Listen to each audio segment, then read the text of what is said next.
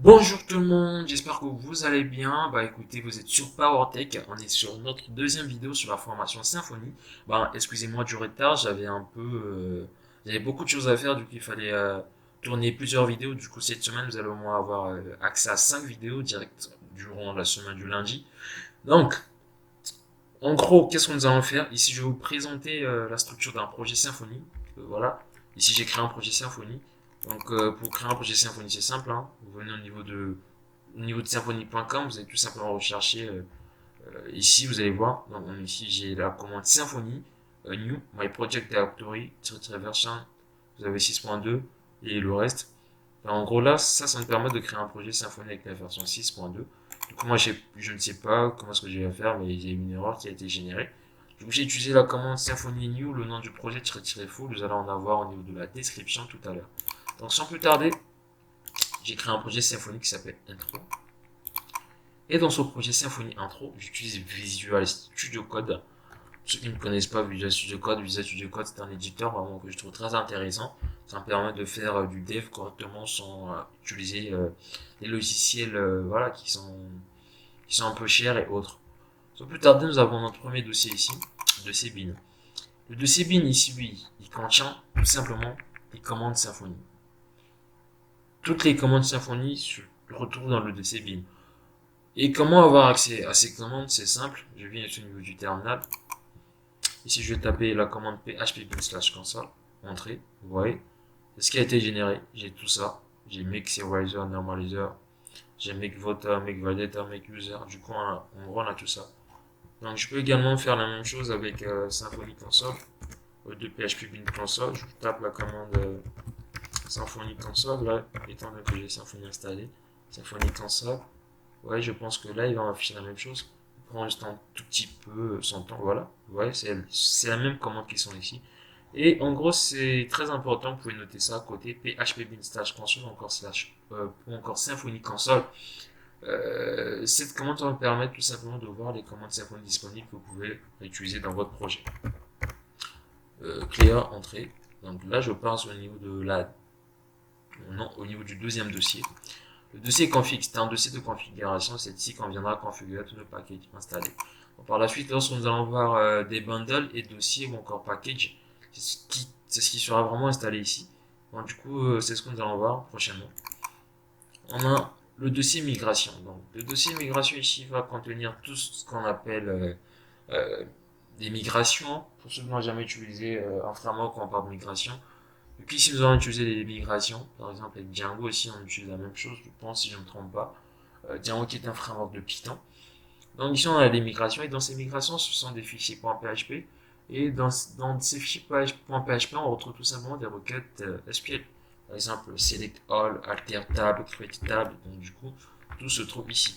Par la suite on a un dossier public. Le dossier public ici c'est un dossier qui est public à tout le monde, hein, qui sera vraiment exposé au niveau de notre site. Donc ça dépend si vous avez des dossiers encore fichiers sensibles, c'est à vous de voir si vous allez séparer ces fichiers, voilà, ou encore vous allez retirer ces fichiers ou dossiers dans ces fichiers ou dossiers dans le dossier public.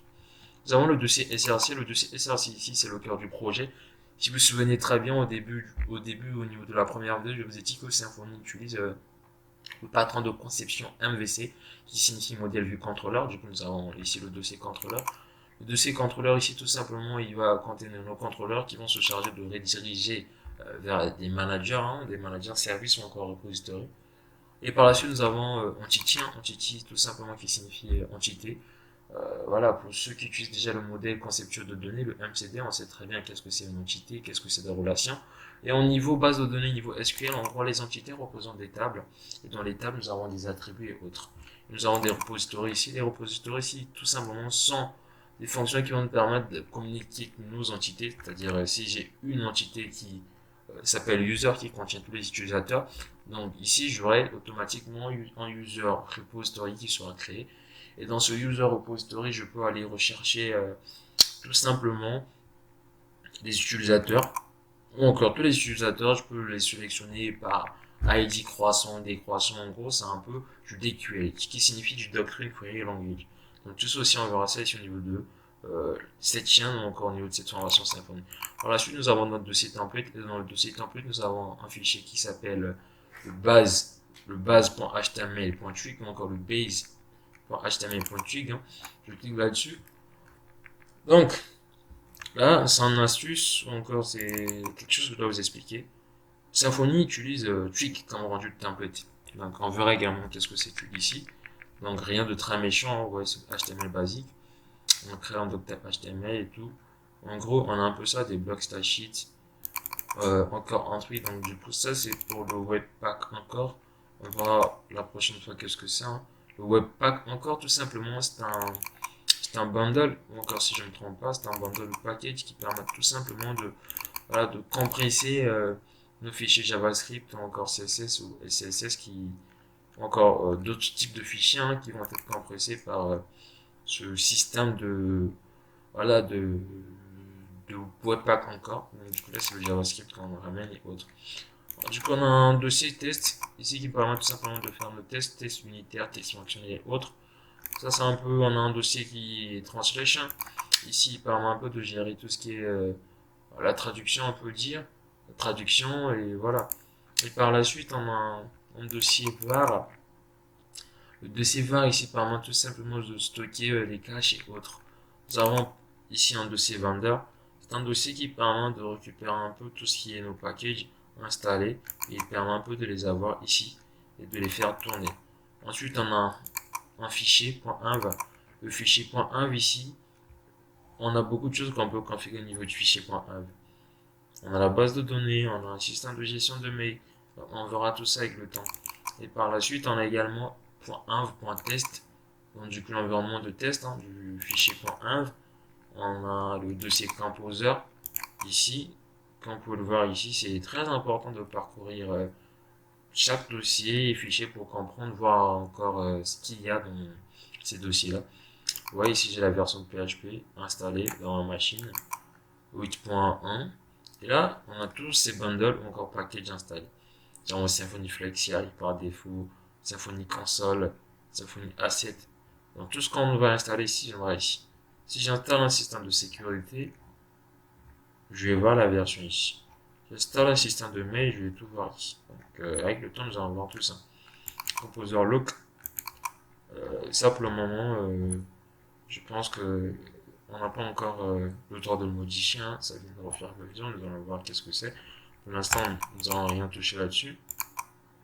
Et à Docker. Donc, je vais faire prochainement, je vais faire une vidéo sur Docker. Vous expliquer qu'est-ce que c'est Docker. Donc, c'est également pour l'instant, ça ne vous concerne pas d'abord. Pour ceux qui connaissent déjà Docker, je pense que c'est très bien. Ben, pour ceux qui ne savent pas encore qu'est-ce que c'est Docker, ça ne sert pas trop que je puisse vraiment vous surcharger avec toutes ces informations. Donc, en gros, on a fait un peu le tour. On a fait le tour. Du coup, au niveau de la description, je vais vous laisser des informations que vous avez peut-être utilisées, voilà, et pour comprendre, je vais encore expliquer chaque dossier au niveau de la description. Écoutez, voilà, et je pense que c'est la fin de la vidéo. Et je suis allé un peu vite, hein, ouais, parce qu'on n'a pas assez de temps à perdre. Je vais pas prendre 15 minutes pour vous expliquer que fait chaque dossier. Vous avez Internet, n'hésitez pas, cliquez au niveau de Internet, structure d'un dossier Symfony, signification de chaque dossier, vous allez voir ces informations. Donc merci d'avoir suivi cette vidéo. On se dit à la prochaine sur une prochaine vidéo au niveau de PowerTech. Ben, surtout n'hésitez pas de vous abonner au niveau de la chaîne YouTube.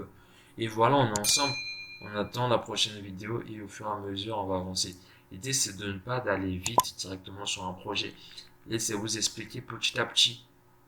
Vous devez voir et comprendre que fait chaque dossier, que fait chaque fichier. Du coup, parce que lorsque nous allons commencer avec des projets, on n'aura plus le temps de, voilà, de réexpliquer tout ça, on va aller plus vite.